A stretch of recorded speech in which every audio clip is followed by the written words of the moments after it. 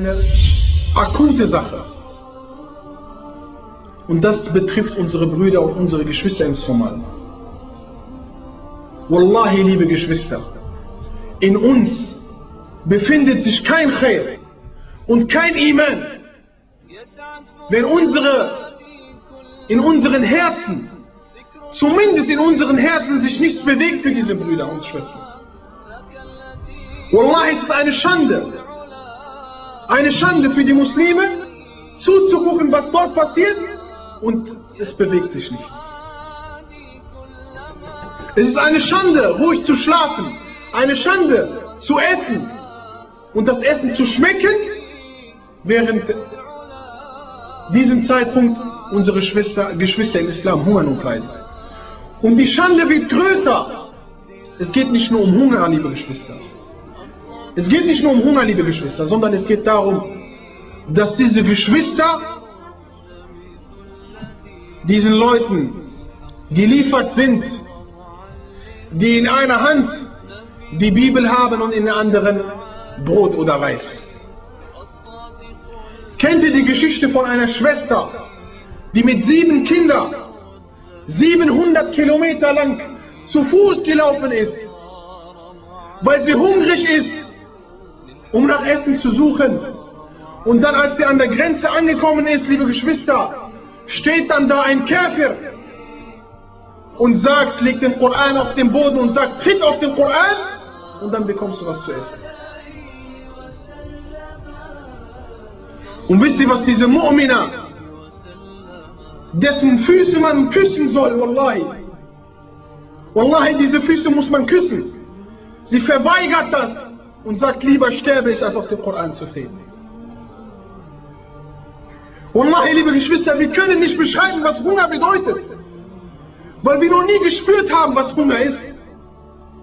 Ich fahre 40, 50 Kilometer weit, damit ich in einem Restaurant esse.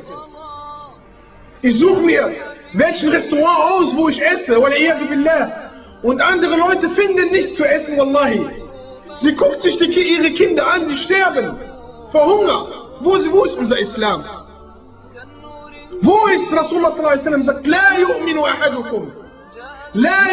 ahadukum, hatta yuhibba li akhihi ma yuhibbu li nafsihi. Wo ist unser Glaube? Wo? Indem du sagst, du bist Muslim. Wo ist unsere Männlichkeit, liebe Geschwister? Wallahi, ist eine Schande. Wallahi, wir müssen um uns weinen. Wallahi. Diese Leute, die werden geprüft. Diese Leute, wenn sie sterben, sie kriegen Lohn bei Allah subhanahu wa ta'ala. Aber wenn wir sterben, was wollen wir Allah sagen? Was haben wir als Ausrede? Was? Wallahi, jeder soll sich fragen. Uqsimu billahi al-azim.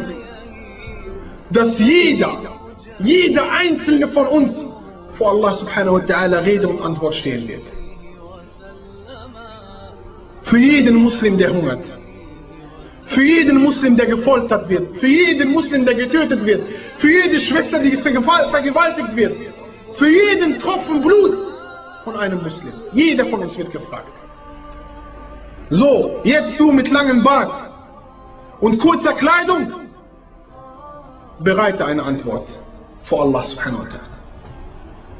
Wir schmeißen Essen weg. Wir schmeißen Essen weg. Unsere Kinder können sich Kleidung aussuchen. Tausende Kleider. Und du siehst deine Geschwister, und Wallahi, was mich richtig traurig gemacht hat, ihr seht, wie das auch medial jetzt ausgenutzt wird. Das wird medial ausgenutzt. Der Papst persönlich hat diese Woche aufgerufen dazu, nach Somalien zu gehen, um zu arbeiten. Der Papst persönlich. In der Bild-Zeitung auf der ersten Seite. In allen Fernsehkanälen. Red Nose Day, RTL, alle rufen zu Spenden auf. Wo ist Ummat Muhammad sallallahu alaihi wasallam? Wo? Wo sind unsere Shabab? Wo sind unsere Jugend? Warum können wir wo sind die Hilfsorganisationen? Wo? Warum können wir nichts gründen und Spenden sammeln? Und ich bin persönlich bereit, jede Hilfsorganisation, ich bin persönlich bereit mitzugehen. Wo? Warum macht keiner was? Wallah, es ist eine Schande. Es ist wirklich eine Schande. Deswegen, meine Geschwister, ich wollte mich in erster Linie damit erinnern. Wallahi, Allah subhanahu wa ta'ala wird uns fragen. Und deswegen ist jetzt momentan eine Pflicht für jeden Muslim, zumindest zu spenden, Dua zu machen, wenn nicht persönlich zu helfen. Ihr kennt die Sachlage im Fiqh, dass in erster Linie die Pflicht ist eine Pflicht für diejenigen, zum Beispiel in der Stadt, wird das für alle Muslime in der Stadt. Und dann verbreitet sich immer die Pflicht, bis der Schaden behoben wird.